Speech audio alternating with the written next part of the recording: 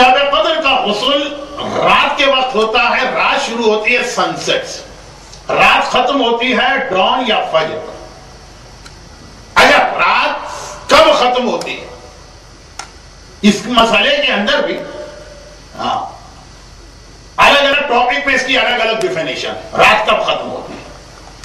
کبھی رات ختم ہوتی ہے سن رائز پر, کبھی رات ختم ہوتی ہے ڈان پر. اس مسئلے میں اس وقت نہ الجھیں. جیسے ہی مسئلہ آتا ہے کہ شب قدر میں 23 کو پوری رات جاگ کے عبادت کرنا ثواب ہے. فجر تک تو ہر آدمی جاگ رہا ہے, نماز فجر کے بعد جو 90 منٹس یہ بھی رات کا پارٹ ہے, یعنی سورج نکلنے تک جاگے تاکہ ثواب ملے. یعنی فجر پڑھ لی, رات ختم ہو گئی, اب دن نکل آیا, دن شروع ہو گیا, اب آپ سو سکتے ہیں. وہ ایک مسئلہ آ جاتا ہے جن کو پورے اسلام میں خالی ایک ہی بات یاد ہے کہ رات کو جاگنے کا بڑا ثواب. تو یہاں پر اس مسئلے غسل میں رات سے مطلب ہے فجر کی اذان. لیکن رات شروع ہونے سے تھوڑا پہلے بھی اگر غسل کرے تو جائز ہے, بلکہ زیادہ بہتر. یہ بات میں نے کل بتائی کہ تھوڑا پہلے, 1.5 گھنٹے اور 2 گھنٹے یا 1 گھنٹے پہلے اگر آپ نے غسل کیا اور وہ یہاں کرنا پڑے, کیونکہ آپ ہماری مسجدوں میں کہیں غسل کا انتظام نہیں, اور اچھا ہے کہ نہیں. لیکن چائے کا پانی کا انتظام ہوتا ہے, 2 کپ یہاں, 4 کپ وہاں, کچرا یہاں پہ, ٹریش وہاں پہ. لگتا ہی نہیں کہ کسی عبادت گاہ سے لوگ باہر آ رہے ہیں. تو اگر غسل خانے ایسے بنائے جائیں تو پورا امام باڑہ جو پورا کارپیٹ وہاں سے پانی بہ کے یہاں تک آ رہا ہو. ویسے شب قدر میں سب سے زیادہ ثواب ہے 23 والے, کہ مغرب کی نماز اور عشاء کی نماز کے بیچ میں غسل کرو. لیکن کس مسجد میں یہ انتظام ہے سوائے مکی اور مدینے کی یا کربلا وغیرہ کی مسجدوں کے حرم. تو خلاصہ یہ ہے کہ یہاں مجبوری ہے کہ آپ 1 گھنٹے پہلے غسل کریں گے, کیونکہ غسل کر کے اپنے گھر سے نکل کے آئیں گے, اس میں ٹائم لگے گا. لیکن 1 گھنٹہ ٹو مچ ہے. اچھا, اب اس مسئلے کو میں کہنا یہ چاہ رہا تھا جو میں کہہ نہیں پایا اور لگ رہا ہے آج بھی نہیں کہہ پاؤں گا. وہ یہ ہے کہ یقیناً اگر آپ کو 1 گھنٹہ پہلے گھر سے نکلنا ہے یا 1.5 گھنٹہ پہلے نکلنا ہے تو اس وقت غسل کر کے آئیے. اس کے بعد انشاءاللہ اللہ اسے قبول کر لے گا. لیکن اس کے بعد جب آپ رات کو واپس جائیے گا تب بھی احتیاطاً غسل کر لیں. اگر ایک رات کے 2 غسل ہو جائے تو کیا نقصان. لیکن 23 کی نائٹ کو ان کے لیے ممکن نہیں ہے جو پوری رات مسجد میں رہیں, وہ بھائی 1.5 گھنٹے پہلے والا غسل کریں.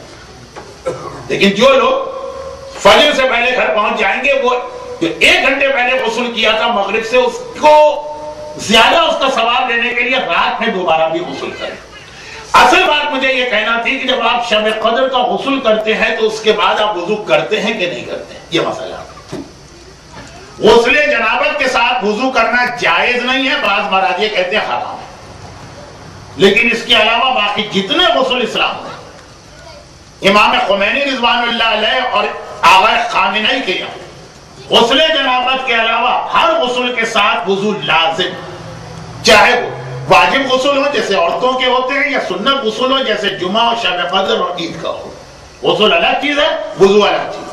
غسل کے بعد بغیر وضو کے آپ نے نماز پڑھی تو آپ کی نماز غلط ہے.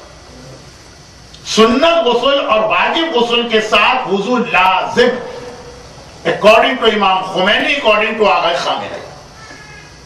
لیکن مرحوم آغا خوئی اور آغا سیستانی کہتے ہیں کہ غسل جنابت کے ساتھ تو وضو نہیں ہونا چاہیے, باقی سارے غسل کے بعد وضو کرنا ریکمینڈڈ اور بیٹر.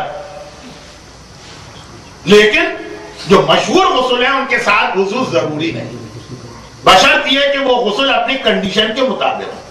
جیسے غسل جمعہ ہے, اس کے بعد بھی وضو کریں تو بیٹر, لیکن اگر نہ بھی کریں تو نماز پڑھ سکتے ہیں. غسل کا مطلب وضو آٹومیٹک شامل, لیکن اونلی اکارڈنگ ٹو آغا خوئی اور آغا سیستانی.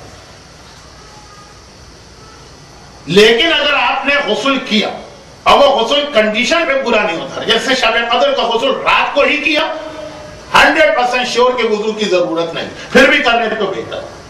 1 گھنٹہ پہلے کیا جو ڈاؤٹ فل غسل ہو گیا, تو اصل مسئلہ یہ بتانا تھا کہ اس کے بعد وضو کر کے اپنی نمازیں بچا دیجیے.